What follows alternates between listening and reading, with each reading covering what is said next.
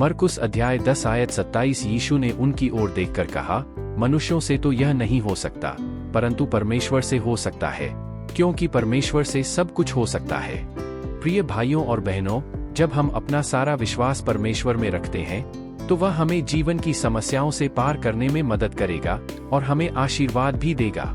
हालांकि बिना विश्वास के उसे प्रसन्न करना असंभव है, क्योंकि जो परमेश्वर के पास आता है उसे विश्वास करना चाहिए कि वह है, और वह उन लोगों को पुरस्कृत करता है जो उसे लगन से खोजते हैं। इब्रानियों अध्याय 11 पद 6। जब हमारे पास परमेश्वर में विश्वास होता है तो यह उसे प्रसन्न करता है और हमें सच्ची शांति से भर देता है, और परमेश्वर की शांति जो सारी समझ से परे है, तुम्हारे दिलों और दिमागों की मसीह यीशु में रक्षा करेगी।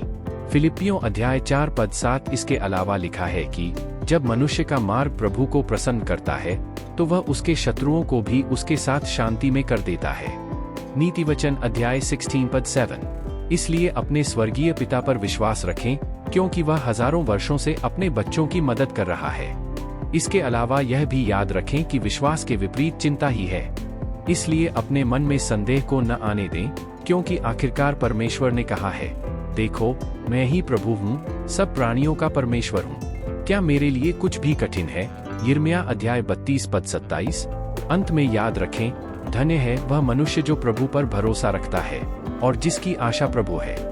यिर्मयाह अध्याय 17 पद 7। क्योंकि प्रभु उन पर प्रसन्न होता है जो उससे डरते हैं, जो उसकी अटल प्रेम में आशा रखते हैं। भजन संहिता अध्याय 147 पद 11 हमें बताता है कि प्रभु उन पर प्रसन्न होता है जो उससे डरते हैं, जो उसकी अटल प्रेम में आशा रखते हैं। आमीन। प्रभु आपको आशीष दे। कृपया इस चैनल को लाइक, शेयर और सब्सक्राइब करें।